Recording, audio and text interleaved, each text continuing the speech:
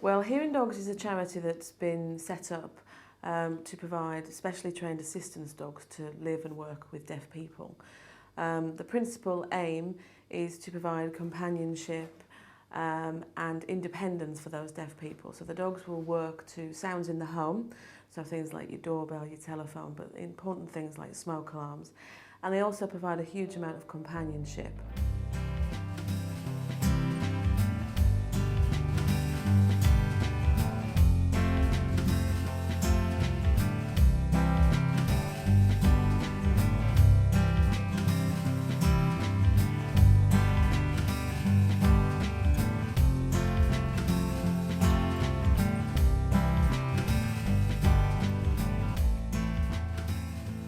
I started to go deaf when I was about 20.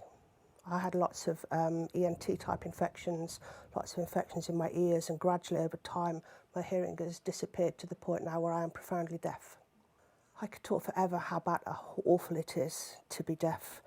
One of the main things is that people don't necessarily see the person. I think in today's rushed society, people want to interact and move on very quickly. And I think that when a deaf person is spoken to and they don't hear and they ask a repetition, people get irritated very quickly. So I found social interaction very, very difficult as my hearing got worse. I do lip read quite a lot to support the hearing that my aides give me. And people just don't have the time to interact with you. So my social circle got smaller and smaller as my deafness got worse. First of all, the dogs come into the system as puppies. They come to us at about 8 weeks of age, and they'll go over and they'll go to volunteers who they will work with and live with until they're about a year of age. So if you want to walk with her into the side to begin with, and then you're between her and the dogs. Socialising is very important because we need to get a good quality, standard of dogs through into training. And the volunteers have the dogs for up to a year at a time. So it's really important that they get the dogs ready to go through to the next stage. A professional lady in her mid-40s, very confident before she lost her hearing. Her confidence dropped massively, and she said that she was waiting for a parcel one day and she had to just wait and wait by the door because she can't hear if the doorbell's going to go.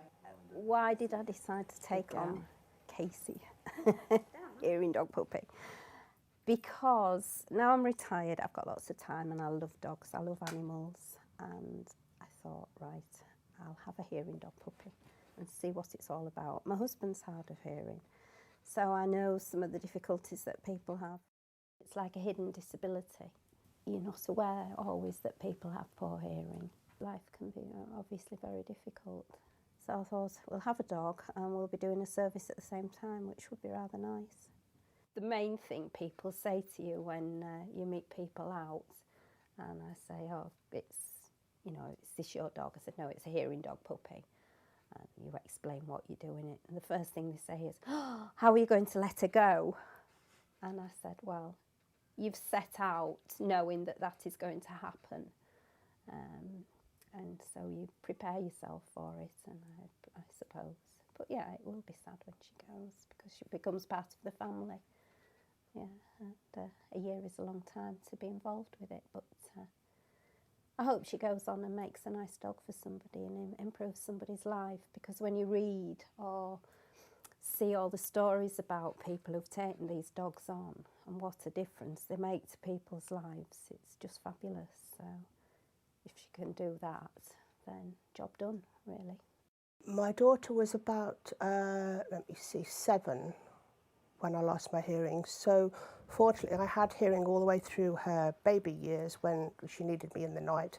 But she very quickly matured to the point where she knew she had to come and find me in the night if she wanted me, rather than a child would probably call the mum or dad to come through. So that was just something that was different for her. And interestingly, I've told you that I relaxed a lot when I had him, but she says she relaxed a lot because she knew that she wouldn't have to watch out for two of us as well.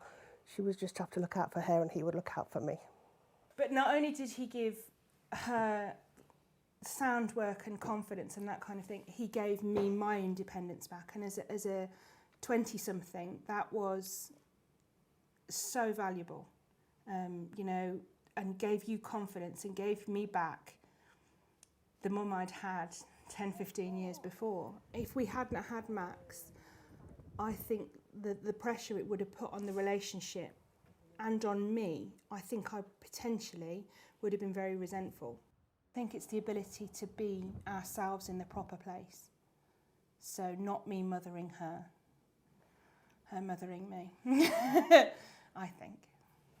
I remember I trained a dog probably about 5 years ago for a young person lived up in Newcastle, and she'd been here for the week working with her dog, and she was a British Sign Language user, so she didn't use any of her voice, so therefore, you know, there's not many of those people that use British Sign Language around, so it can be a little bit isolated in itself, but she had no hearing whatsoever. She'd been working with the dog all week, and it had gone quite well. And I took her back to the train station to send her back home with her dog at the end of the week. And she had a great time, but you know, it's still early days. And as I was walking away from the train platform, I heard the announcement say that her train had been cancelled. And I turned back and I could see that there were other people leaving the platform and obviously going to find different trains or whatever. And I also saw somebody tap her on the shoulder and explain to her in a very clear lip pattern and very slowly that the train had been cancelled. Now that wouldn't have happened before because that person saw the dog, saw that it had a jacket on, saw that it said hearing dog, and suddenly that very invisible deaf person is visible and they've got a bit of help on simple things we all take for granted. And that was an immediate benefit you can see the dog bringing. So it's things like that that you really remember. Good girl. What is it? Good girl. Good girl. Hello.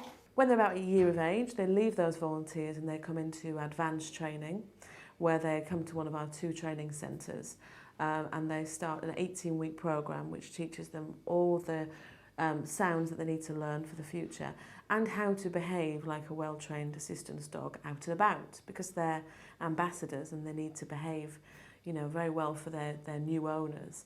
So they go into cafes and they go into restaurants and even into the workplace, and they learn how to settle down and behave in that environment and be a good companion. My day starts when the alarm clock goes off and Max comes to the side of the bed, and he used to, big dogs like this are trained to put 2 legs over you, but because he's a little bit older now and he has arthritis in his shoulder, he actually alerts the side of the bed. I wake up, switch the alarm clock off, give him a treat, What is it? and then try not to doze again, because if I do doze, then he comes back and he keeps on alerting me. So I can honestly say I've never been late for work once since I had him. And although he's not a working dog 100% of the time, he's only a working dog when the sounds go off, I know that he's there for me.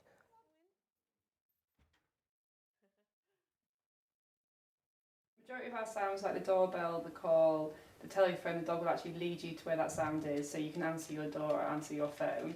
With the smoke alarm and the fire siren, the dog will actually drop at your feet to indicate danger. Very different and distinctive. We don't want the dogs to actually lead you to where that fire is in case it's behind a closed door or something. So they'll actually lay at your feet so it indicates there is a fire, and then you can action it from there.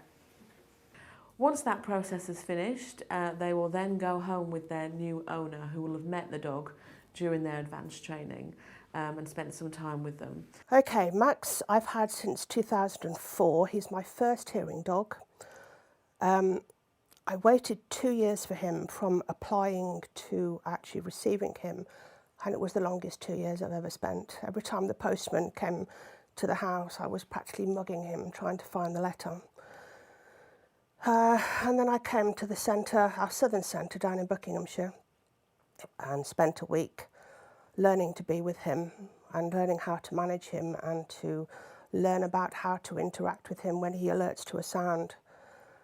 And then I came home the second week and I've not looked back since then.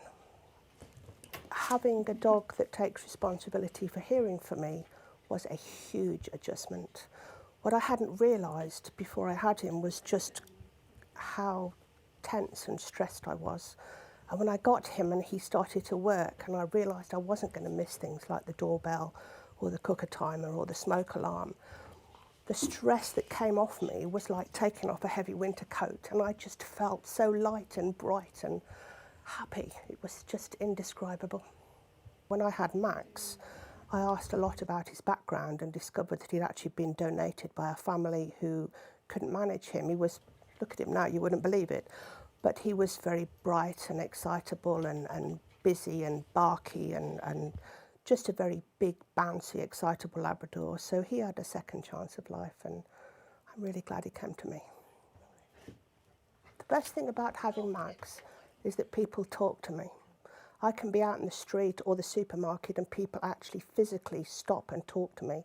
They're interested in Max, they see his jacket, they want to know more. They want to know why I'm in a supermarket with the dog. But they're really, really interested, and it's made me feel much more part of the community now than ever I did before I had him.